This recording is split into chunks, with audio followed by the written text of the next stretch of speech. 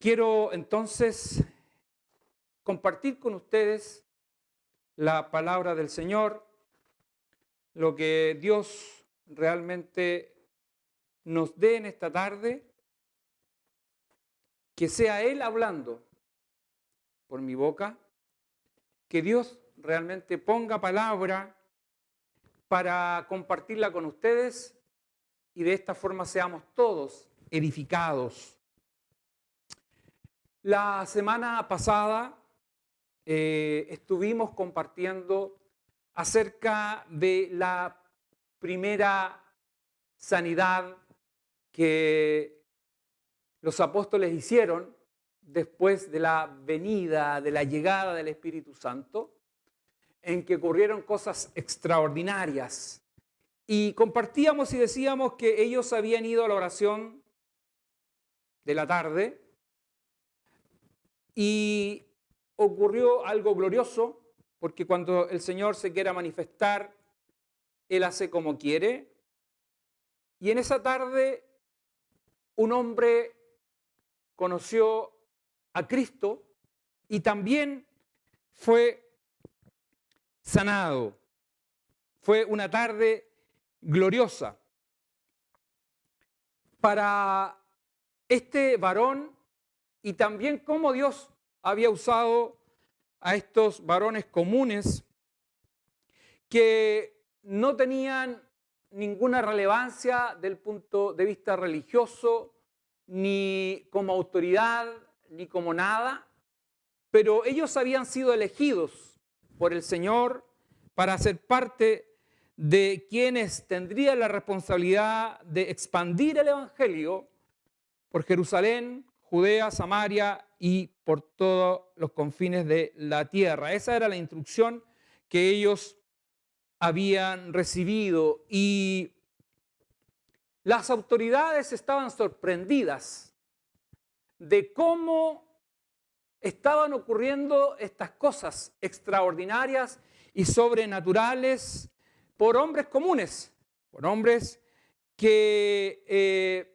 se podrían calificar como personas del vulgo. Sin embargo, ellos tenían claro, y eso es lo que estaban transmitiendo, que el único camino para llegar a Dios era Jesucristo, el Creador. Para llegar al Creador del universo, al que hizo los cielos y la tierra, no había otro nombre dado a los hombres en quien pudiéramos ser salvos. El nombre de Jesucristo comenzaba a expandirse y se hablaba de la muerte y resurrección de Jesús. Y esto vino a cambiar la historia de la humanidad. Esta resurrección de Jesús cambiaría para siempre la historia del mundo, de la humanidad.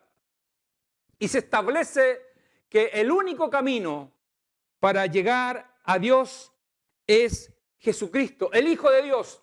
La tumba ya de Jesús está vacía, totalmente vacía. El Señor resucitó y había muchos testigos de su resurrección. Él apareció a más de 500 personas después de haber resucitado. Y luego, a los días, se cumplió su promesa que había dicho que el Padre enviaría al Espíritu Santo y que los guiaría a toda verdad y a toda justicia. Y así es lo que estaba ocurriendo. El Espíritu Santo llegó para quedarse, para manifestarse y obrar y convencer al mundo de pecado, de justicia y de juicio. Por lo tanto, hablar de Cristo, hablar de su poder, de su majestad, era algo que los discípulos estaban haciendo y esto incomodaba a cierto sector de la comunidad judía. Lo que hacían ellos era dar testimonio de lo que habían visto y oído acerca del Hijo de Dios. Hablar de la resurrección atentaba directamente a un grupo de religiosos de la época cuya doctrina no creían en la resurrección. Y por lo tanto lo que estos hombres decían, el testimonio que daban alteraba totalmente la doctrina de ellos. Jesús en más de una oportunidad se enfrentó con los saduceos, porque ellos eran los que no creían en la resurrección. Y les dio una cátedra de lo que la palabra del Señor habla acerca de los vivos, que Dios es un Dios de vivos y no de muertos. Las tradiciones del pueblo judío, las enseñanzas de la ley, las enseñanzas de las Sagradas Escrituras estaban reservadas para un grupo selecto que eran justamente los rabinos, que eran personas especializadas, eran doctores de la ley, algo así como abogados especializados, hombres preparados y distinguidos en la sociedad de la época. Ellos, de alguna manera, sus estudios los certificaban como rabinos, como hombres especializados, porque tenían un estudio acabado, completo de las Sagradas Escrituras. Y ellos, los rabinos, debían responder acerca de las preguntas que cualquiera podría hacerles acerca de la doctrina y la ley. Y ellos lo hacían, tenían la preparación y la formación. Y además de eso debían tener un grupo de discípulos que los siguiera. Jesús cumplió con eso. Jesús era un rabino y aunque no había pasado por una academia, él se había preparado, lo había preparado su mismo Padre directamente. Y él tenía todo el conocimiento de las Sagradas Escrituras y cada vez que era confrontado por fariseos y saduceos y lo confrontaban con la ley y con las Sagradas Escrituras, Jesús siempre tuvo una respuesta asertiva. Siempre tuvo una respuesta precisa. Por eso se le conocía como maestro, como rabí. E incluso ya ellos después tenían temor de preguntarle, porque él era una persona con excelencia en las Sagradas Escrituras. Y así era reconocido como maestro, como profeta. Y por lo tanto, si usted va a su Biblia en el capítulo 4, que es el que vamos a compartir, señala lo siguiente en el versículo 1, dice, hablando ellos al pueblo, estamos hablando de Pedro y Juan que estaban comentando, porque las personas en el capítulo 3 se agolparon al ver lo que había ocurrido, estaban maravilladas de lo que había pasado con aquel enfermo, con ese cojo, porque había sido sanado y él entró saltando y dando gloria a Dios en el templo, reconociendo la grandeza y la majestad de Dios. Por lo tanto, las personas que estaban ahí estaban sorprendidas, maravilladas. Y los apóstoles ocuparon esa instancia para hablar de Cristo, para hablar de ese Jesús resucitado. Y en el versículo 1 dice, hablando ellos al pueblo, Pedro y Juan, vinieron sobre ellos los sacerdotes con el jefe de la guardia del templo y los saduceos. Los saduceos eran los que justamente eran los más preocupados y los que estaban más deseosos de aprender a Pedro y Juan por las cosas que decían, porque los saduceos, ya les había dicho, no creían en la resurrección. Los saduceos formaban la élite de los que dirigían al pueblo de Israel eran los sumos sacerdotes, Anás y Caifás, entre ellos.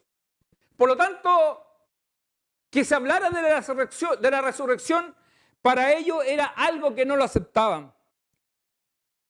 Y por lo tanto vinieron con la guardia del templo a tomar a estos dos varones por lo que estaban hablando.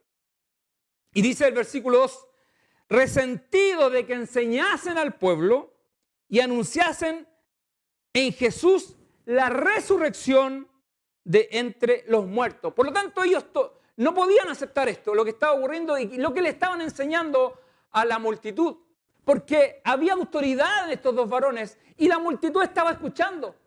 Eran personas que permanentemente iban al templo y por lo tanto habitualmente escuchaban las Sagradas Escrituras.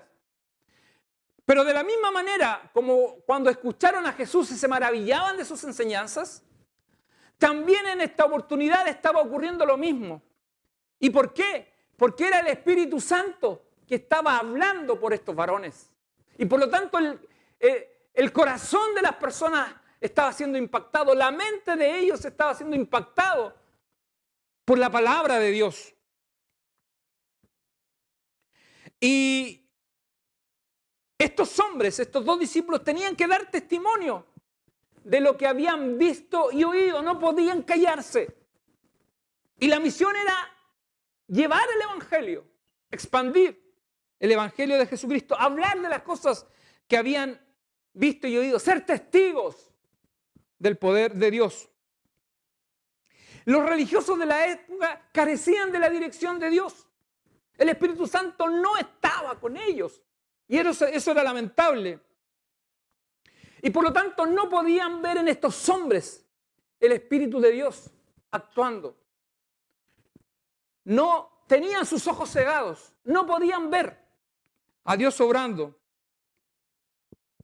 Y este segundo sermón del apóstol Pedro, que nace a propósito de la sanidad que había ocurrido con el cojo, comienza a generar un impacto total en las personas que están escuchando.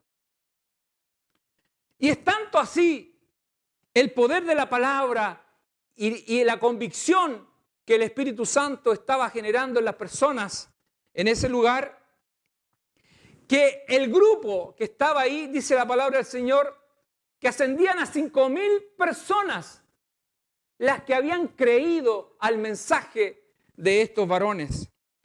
Ese era el impacto que estaba causando el Espíritu Santo. Por lo tanto, estas autoridades religiosas estaban totalmente preocupadas porque ellos no eran capaces de provocar lo que el Espíritu Santo estaba provocando. Y dice el versículo 3 del capítulo 4, dice, y les echaron mano, o sea, los tomaron, los apresaron y los pusieron en la cárcel hasta el día siguiente porque ya era tarde.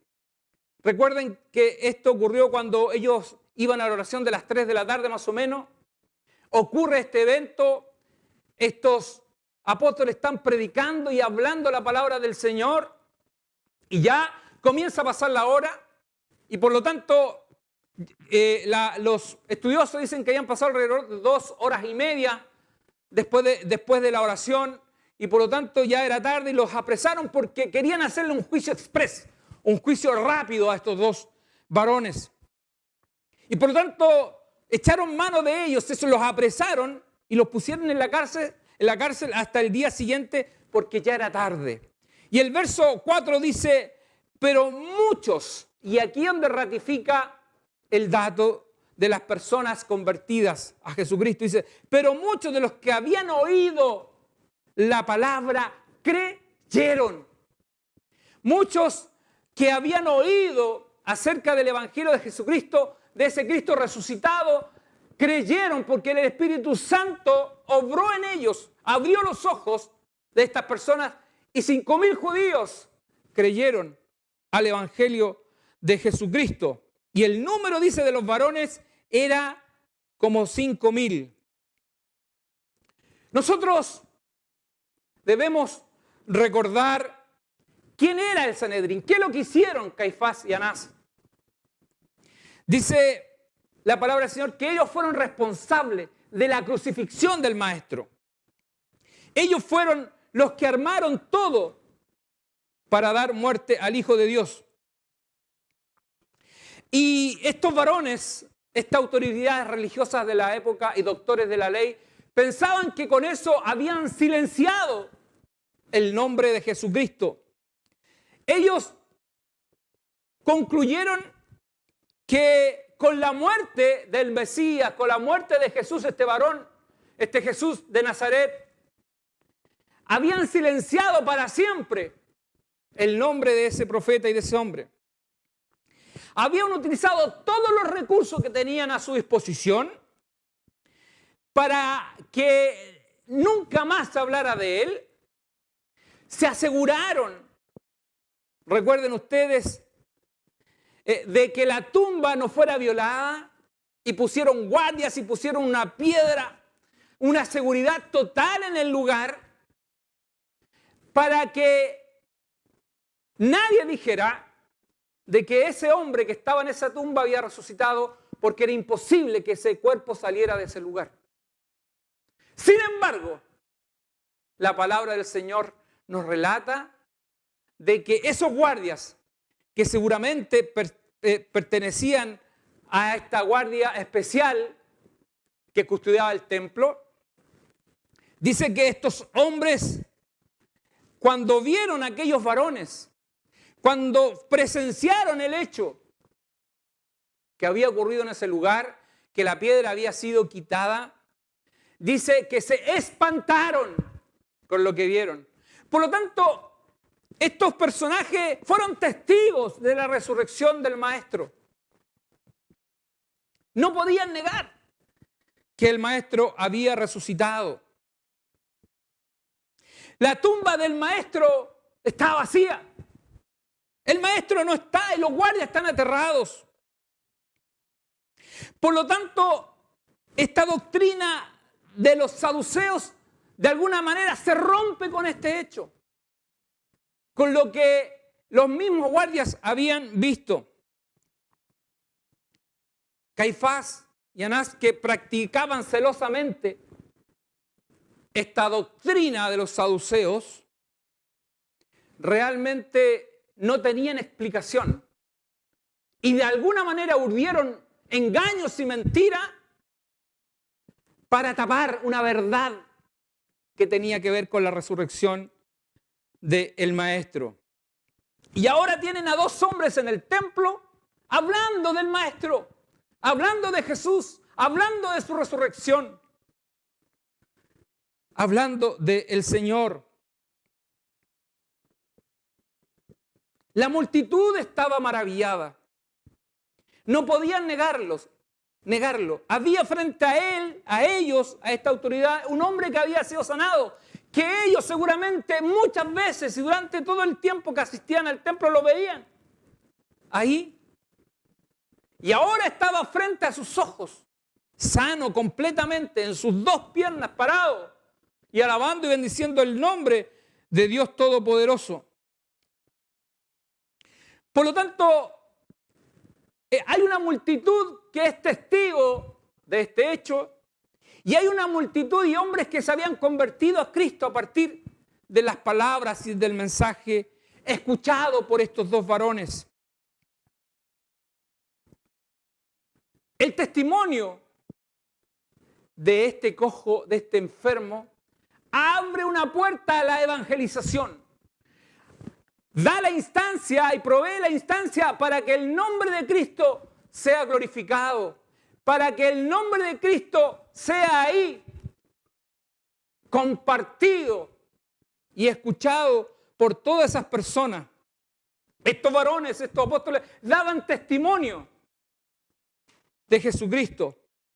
Y ellos hicieron un trabajo de evangelización en ese tiempo que estuvieron ahí. Y hablaban de Jesús resucitado de entre los muertos. Hablaban de Él como quien tiene la autoridad para perdonar pecados, para cambiar vida, para transformar al hombre. Por lo tanto, las autoridades tienen a estos dos varones y están encarcelados. Y al día siguiente se reúnen con ellos y realizan un juicio, como yo les decía, rápido. Lo habían arrestado para procesarlos, porque eso es lo que querían hacer, procesarlos.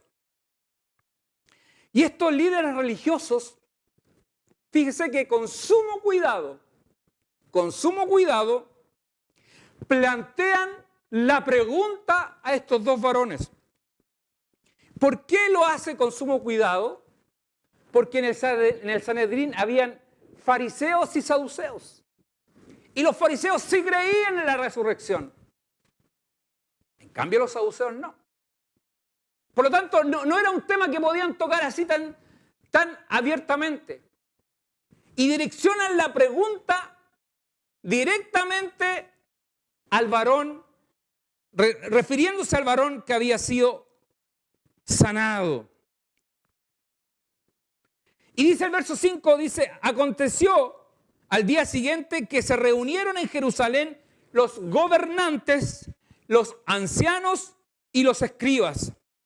Y el sumo sacerdote Anás y Caifás y Juan y Alejandro y todos los que eran de la familia de los sumos sacerdotes. Es decir, eran todos familiares, estaban todos relacionados y vinculados. Había un nepotismo tremendo en ese grupo de élite. Y estaban ahí, dice la palabra del Señor, reunidos y poniéndose en medio, en su lugar era como un tribunal. Dice, y poniéndose, el versículo 7 dice, poniéndoles en medio, les preguntaron. Esta es la pregunta que hicieron y muy sutil, para no generar una disputa ni un conflicto entre ellos mismos acerca de la resurrección. La pregunta fue la siguiente, dice, y poniéndoles en medio les preguntaron, ¿con qué potestad o en qué nombre habéis hecho vosotros esto? Esa es la pregunta, una pregunta dirigida y exclusivamente al hecho de la sanidad. Y el Espíritu Santo que estaba con los apóstoles puso palabra en la boca del apóstol Pedro. Y este hombre, Pedro, de manera, yo diría, hábil, centró la respuesta al interrogatorio exclusivamente en el beneficiado. Es decir, no respondió a la pregunta. No habló de otra cosa. De manera que si lo iban a juzgar, que lo juzgaran por un hecho del cual ellos habían realizado y había sido una persona beneficiada. Por eso que centra la respuesta en esto. En el acto de misericordia que había ocurrido con este varón. En esto sobrenatural y extraordinario que había transformado y cambiado la vida de un hombre que por 40 años llevaba en una situación de minusválido, impedido de caminar. Y ahí viene la respuesta del apóstol Pedro. Había una gran población que había sido testigo de la sanidad. Y por lo tanto, ese grupo, esa población, esas personas no podían ser engañadas, no podían darle un discurso diferente, porque habían visto a este cojo entrando al templo, glorificando a Dios y saltando. No podían hacerlo desaparecer. Muchos ya lo habían visto. Y fue lo que justamente impactó junto con el mensaje del apóstol Pedro. Por lo tanto, a partir del argumento de la sanidad y del beneficio y de la misericordia que Dios había tenido con este hombre y los había utilizado a ellos, responde a la pregunta. Y justamente a partir de eso se refiere a la divinidad y humanidad de Jesús o del Hijo de Dios. Por eso que habla de Jesucristo. Lo señala así en su respuesta, refiriéndose al Hijo de Dios. Y de ahí en adelante centra su mensaje en el Señor y Mesías. Los responsables de haber dado muerte al Hijo de Dios, al Maestro, eran los que estaban ahí, ahora queriendo procesar a Pedro y a Juan. Y dice el versículo 8, dice, entonces Pedro, lleno del Espíritu Santo, les dijo, gobernantes del pueblo y ancianos de Israel. Entonces Pedro, lleno del Espíritu Santo, y aquí se cumple una palabra dicha por Jesús. Cuando dijo, cuando ustedes lo arresten y tengan que declarar frente a las autoridades, no se preocupen de lo que van a decir, porque el Espíritu Santo pondrá palabras en su boca. Y aquí se está dando.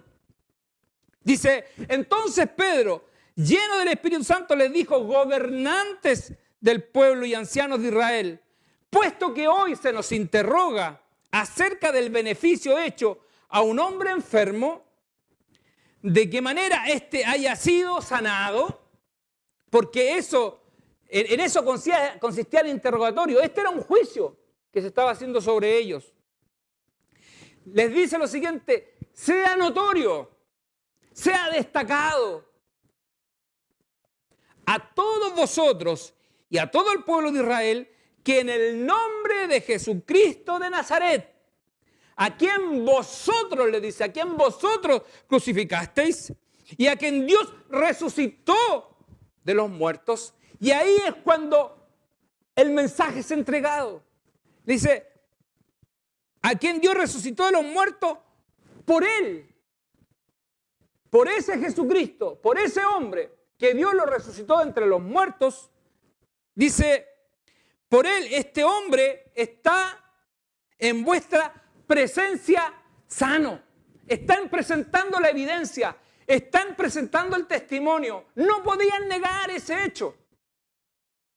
Y ellos señalan y dicen que a ese Jesús que ellos habían crucificado, que ellos fueron responsables, a quien Dios resucitó de entre los muertos.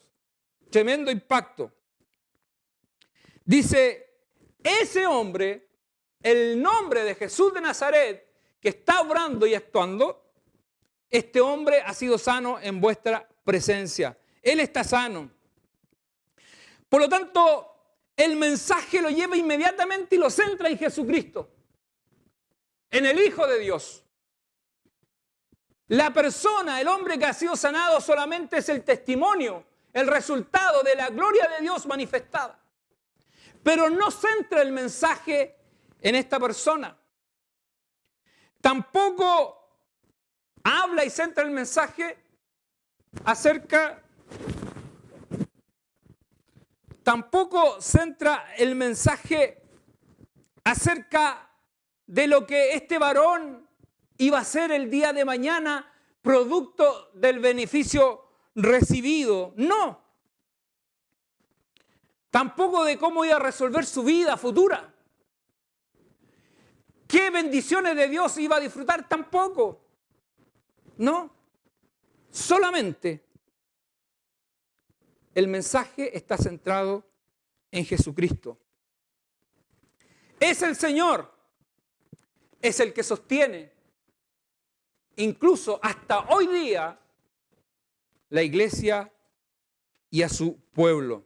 Dios es un Dios de pacto. Dios escogió un pueblo. Dios apartó un pueblo para Él. Dios estableció y determinó a un linaje de las tribus de Israel para la edificación espiritual de su pueblo. Y eran estas personas eran este linaje, los sumos sacerdotes. Ellos tenían la responsabilidad de edificar, de educar, de enseñar el temor a Dios.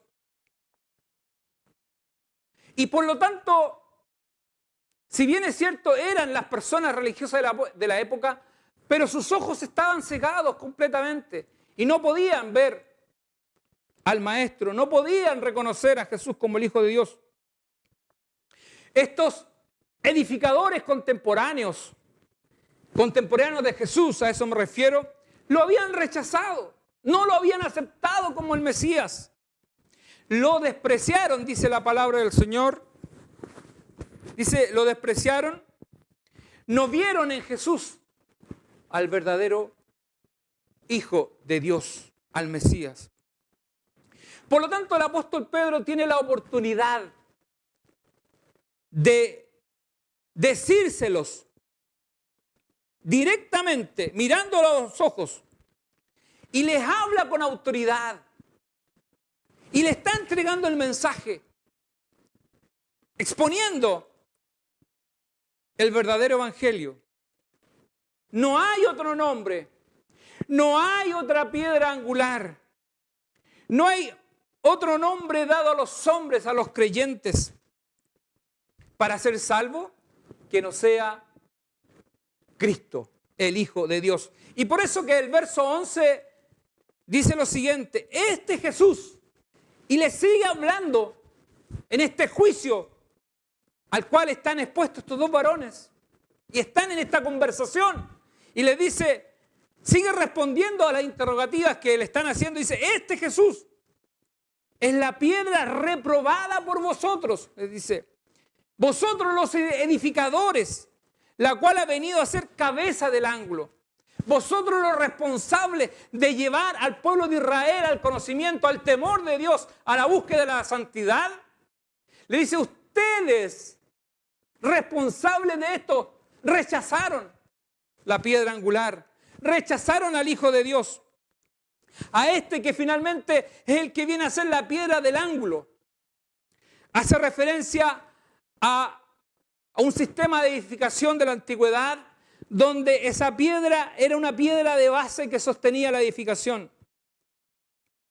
Y luego les dice en el versículo 12, dice, y en ningún otro hay salvación, en ningún otro. Porque no hay, y luego le reitera y le ratifica, no hay otro nombre bajo el cielo dado a los hombres en quien podamos ser salvos. No hay otro medio, no hay otro camino, no hay otra senda que no sea Jesucristo, el Hijo de Dios. En ninguno otro hay salvación. Es impactante cómo entrega el mensaje de salvación y de vida eterna. Yo creo que más de alguno de los que estaban ahí en ese juicio fueron impactados por la palabra de un hombre simple, un hombre del vulgo, pero lleno del Espíritu Santo, transmitiendo el mensaje poderoso de Jesucristo. Y así, el juicio comienza a terminar y se dan cuenta que no pueden procesarlos. No hay motivo. No pueden negar el hecho ocurrido. El hombre sanado, este cojo, está frente a sus ojos en presencia de ellos. No pueden negarlo. Y el juicio tenía que ver con eso. Pero en definitiva lo que ellos quieren es privar. Quieren cerrar la boca de los apóstoles. Que no haya más libertad para hablar de la resurrección de Jesucristo. Eso es lo que buscaban. Pero no podían hacerlo. Porque el juicio se centró en la sanidad de ese hombre. Y el mensaje poderoso de Jesucristo fue entregado. Y aunque los dientes le rechinaban, los apóstoles ahí estaban hablando de Jesucristo resucitado. Y así, el Evangelio de Jesucristo se ha seguido expandiendo a través de los siglos. La iglesia de Cristo no ha podido ser callada. Dios sigue usando varones, mujeres. Dios sigue usando personas para llevar este evangelio adelante. Y damos gracias al Señor por eso. Damos gracias porque ningún tribunal de este mundo ha podido parar la obra gloriosa de Jesucristo. No hay ningún tribunal que hoy día pueda detener la mano de Dios. Y Dios sigue sanando enfermos, sigue transformando vidas, sigue este evangelio transformando al mundo por más de 2000 años. Y damos gracias al Señor porque Él ha levantado hombres a través de la historia para bendecirnos con sus dones, con sus talentos, con su literatura, con lo que ellos han escudriñado, con su conocimiento. Han bendecido al pueblo de Dios. Han entregado su vida a Cristo. Han honrado el nombre del Señor a través de los años con su vida y obra, o sus hechos, su testimonio. Grandes hombres de Dios. También damos gracias al Señor porque también ha tomado hombres sencillos, hombres básicos.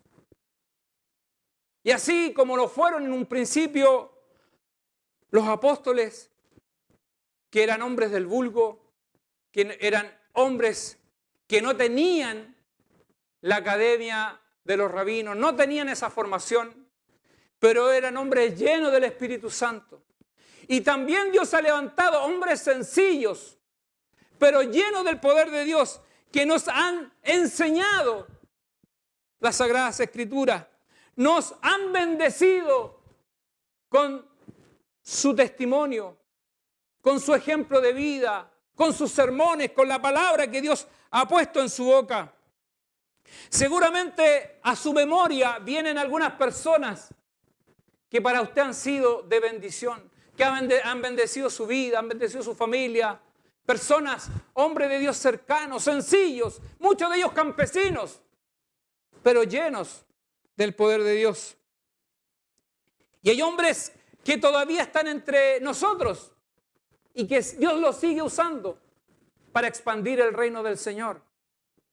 Y yo no puedo dejar de mencionar a hombres cercanos que para mí han sido de mucha bendición. Debo recordar el nombre de el pastor Paulo Rivera, hermano de nuestra pastora Luzmira Rivera. Un hombre sencillo, pero que cada vez que yo lo he visto predicar, en una de sus expresiones, él lo que hace es besar la palabra de Dios. Y es para él algo tremendo en su vida. Es una perla preciada, como él lo dice. Otro varón que puedo recordar es el pastor Pedro Pérez, que ha estado en nuestra iglesia y muchos de nosotros hemos sido bendecidos. Dios la ha usado grandemente para hablar a mi vida. El Espíritu Santo ha entregado palabras por él para mi familia. Así podríamos recordar a muchas personas, hombres valientes que ya han partido a la presencia del Señor, que no han dejado un legado, que no han dejado enseñanzas, mujeres virtuosas que mostraron a su familia, a su entorno, a su iglesia, esta senda gloriosa donde hoy día las generaciones transitan. Hay mujeres que todavía están con nosotros y que son un testimonio viviente de su fe en Jesucristo. ¿Cómo no recordar a nuestra pastora Luzmira Rivera, mujer de Dios, que tantas enseñanzas han dado a nuestra iglesia, a nosotros sus hijos, que hemos sido bendecidos por sus enseñanzas? ¿Cómo no recordarla? ¿Cómo no recordar a una tía Matilde, una mujer fiel a Dios, que hasta su edad, hoy día, 91 años, pero sigue siendo fiel a Dios. Y su único deseo es ir el día domingo a la casa del Señor a glorificar el nombre de nuestro amado. Y así, tantos hombres y mujeres de Dios que han dado su vida al Señor. No hay otra piedra angular. No hay otro nombre dado a los hombres en quien podamos ser salvos. No hay otra autoridad para ser lavados y redimidos del mal que nos aqueja. No hay otro nombre en quien podamos ser salvos. No hay otro antídoto. No hay otro antídoto del peor virus que haya afectado a la humanidad. No lo hay. Gloria a Dios. Gloria a Dios para siempre. Las autoridades de la época que tenían la responsabilidad de llevar y guiar al pueblo de Dios por un camino de santidad, habían desechado la piedra angular, habían desechado a Jesucristo. Muchas corrientes religiosas de nuestros tiempos han quitado la piedra angular de sus doctrinas, se han apartado de Jesucristo. La cruz ya no está en sus mensajes. Muchas corrientes de pensamientos religiosos han reducido el evangelio de Jesucristo a una doctrina de compensaciones económicas. Pero un evangelio donde no hay cambios de vida. Un evangelio donde no se llama al arrepentimiento y a la conversión. Es un evangelio distinto, como dice cuando le habla Pablo a los Gálatas. Estoy maravillado de que tan pronto como ya me fui del lado de ustedes, ustedes hayan cambiado el evangelio de Jesucristo. La humanidad está afectada por el peor mal que podría realmente sufrir el hombre. Es un mal que ha generado un efecto multiplicativo y nocivo en la humanidad, maligno totalmente, pues esto nos apartó de Dios, nos separó de Dios, nos quitó la comunión con Él. Y el final de esto es sufrimiento eterno. El final de esto será el lloro y el crujir de dientes. Este virus, este mal, la palabra del Señor lo tipifica como pecado. Es el pecado el que ha destruido a la humanidad. Este virus es tan tremendo, es tan terrible, que altera el pensamiento, altera la conducta de las personas y afecta a toda clase social y económica. Es transversal en ese sentido. Se apodera de quienes tienen autoridad, de estas personas que tienen autoridad para legislar y conducir a una nación. Toma sus mentes y las destroza. Llega a tal punto este mal que las personas pierdan sus patrones originales, lo que Dios puso en un principio, y sus conciencias ya no son capaces de reconocer y diferenciar. Y por lo tanto, al mal le llaman bien y al bien le llaman mal. Porque no está la palabra de Dios en su boca. No están las Sagradas Escrituras para conducirlos, para llevarlos al camino de Dios. O para reflexionar y pensar cuán mal puede estar la humanidad. El hombre sin Cristo tiene una mente entenebrecida, una mente oscura. La maldad de nuestros tiempos ha llegado a niveles altísimos en nuestra sociedad y esto ya es de orden mundial, totalmente. Nosotros ya, yo creo que la capacidad de asombro se ha ido perdiendo. Y hoy día las autoridades, personas que tienen responsabilidad de gobernar las naciones, hablan del aborto como si fuera algo común. Como si tuvieran atribuciones para decidir quién vive y quién no vive. Eso es lo que estamos viviendo hoy día en una sociedad contaminada, una sociedad que necesita a Cristo, un mundo que necesita al Señor. Jesucristo es el camino, Él es la verdad, Él es la vida. Y el hombre solamente para ser libre tiene que conocer a Jesucristo.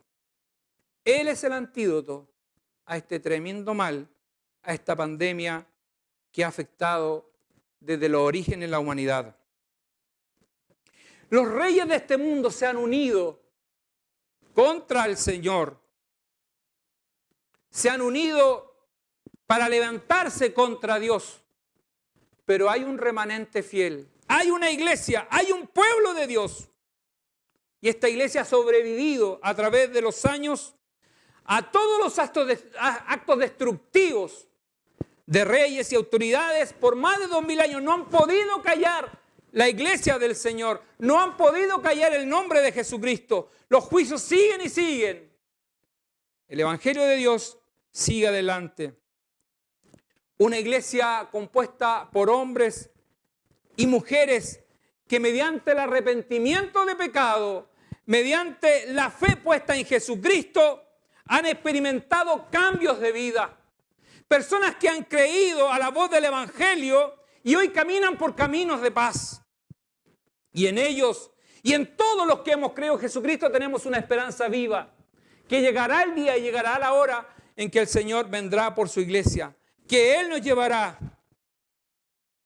Y de la misma manera, como ocurrió en un principio, cuando la iglesia del Señor nació y ocurrieran prodigios y milagros y el Espíritu Santo se comenzó a manifestar y daban testimonio del poder de Dios, también hoy día, en nuestros tiempos, el Espíritu Santo se manifestará en medio de su pueblo, en medio de su iglesia, y será de testimonio para muchos de que Dios vive y reina para siempre. Y quiero terminar compartiendo con ustedes lo último que dice el capítulo 4 y que es la oración de la iglesia del Señor, la oración del pueblo de Cristo. Dice el versículo 4, 24 en adelante, dice, y ellos, habiendo oído, alzaron unánime la voz. Esto ocurre cuando Pedro y Juan vuelven a donde sus hermanos y les cuentan lo que había ocurrido. Cómo la iglesia del Señor comienza a ser perseguida. Comienza la persecución y quieren callar al pueblo de Dios. Y dice, y ellos habiendo oído, alzaron unánime la voz a Dios y dijeron, soberano Señor, tú eres Dios que hiciste el cielo y la tierra, el mar y todo lo que en ellos hay. Que por boca de David tu siervo dijiste, ¿por qué se amotinan la gente y los pueblos piensan cosas vanas? Se reunieron los reyes, dice, dice la palabra del Señor, se reunieron los reyes de la tierra y los príncipes se juntaron en uno contra el Señor y contra su Cristo, porque verdaderamente se unieron en esta ciudad contra tu santo Hijo Jesús, a quien ungiste. Herodes y Poncio Pilato con los gentiles y el pueblo de Israel se han levantado contra tu Hijo para hacer cuanto tu mano y tu consejo habían antes determinado que sucediera. Y luego viene esto glorioso que quiero que usted lo lea del versículo 29 adelante conmigo y diga lo siguiente: y ahora, Señor, mira sus amenazas y concede a tus siervos que con todo de nuevo hablen tu palabra. Mientras extiendes tu mano para que se hagan sanidades y señales y prodigios mediante el nombre de tu Hijo Jesús. Cuando hubieron orado, el lugar en que estaban congregados tembló y todos fueron llenos del Espíritu Santo y hablaban con denuedo la palabra de Dios. Gloria a Dios para siempre. Que el Señor nos haga una iglesia valiente, una iglesia que hablemos de Jesucristo. Que el Señor nos use para expandir el Evangelio, para glorificar su nombre, para que otros conozcan a Cristo y sus vidas sean transformadas. Un Evangelio puro, genuino, el que las Sagradas Escrituras nos han enseñado. Quiero que se ponga de pie y oremos al Señor. Padre eterno, Señor amado, te damos gracias por tu hermosa palabra. Señor, hemos compartido el capítulo 4 del libro de los Hechos, donde hemos visto los inicios de la persecución de tu iglesia. Los inicios, Señor, cuando las autoridades de la época comenzaron a perseguir a varones de Dios, de alguna manera queriendo callar el nombre de Jesucristo. Pero han pasado 2000 años y tu iglesia sigue vigente, tu pueblo sigue vigente. Señor mío, no han podido callar tu nombre. Y hoy día hay muchos a través de todo el mundo glorifican y exaltan tu nombre. Hablan de tus maravillas, de que tú eres el único que transforma y cambia vidas, que en ninguno otro hay salvación. No hay otro nombre dado a los hombres en quien podamos ser salvos. No hay otro nombre para ser librados, Señor, del sufrimiento eterno que se viene. Te damos gracias, Padre, por Jesucristo.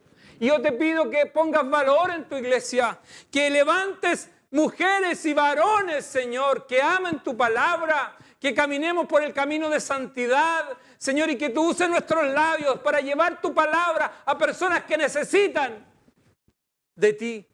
A esas personas, Señor, que son ovejas extraviadas y que están esperando escuchar la voz del buen pastor. Gracias, Padre eterno, por tu palabra. Bendice a las personas que han escuchado en esta tarde este mensaje y sea de bendición para sus vidas. Padre, todo te lo pido en nombre de Jesucristo, nuestro Salvador. Amén. Gloria a Dios. Gloria a Dios para siempre.